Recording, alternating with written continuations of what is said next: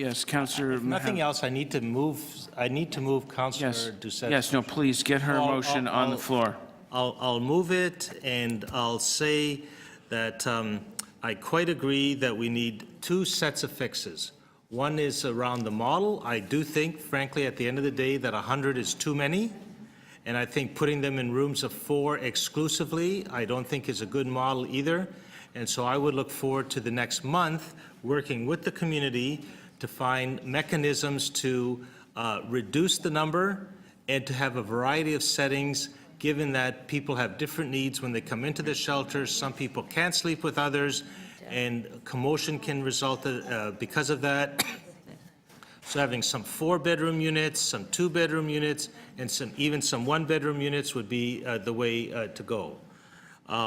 So I look forward to that as a fix.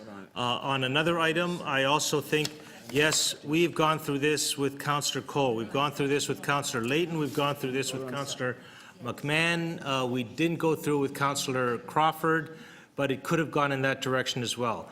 We need to, and I don't know what we need to do with staff to help them understand that we can't be constantly fighting with the community when we don't give them the right opportunities to understand how this fits into the bigger picture and how we need to, as council and as a city, figure out homelessness in our communities, and that every community should have the benefit of having a shelter in their community. So we need to fix that consultation process. We'll speak to that a little more under item 16.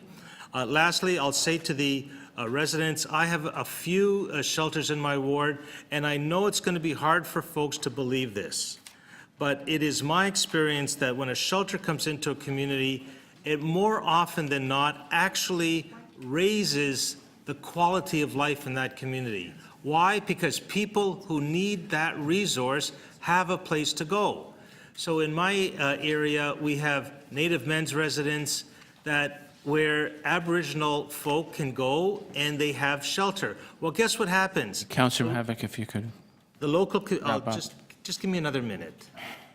The local community has a place that they can support. They get on the board of directors. They become members, and the folks who are there, guess what? They do all the odd jobs in the neighborhood that, frankly, contractors don't want to do.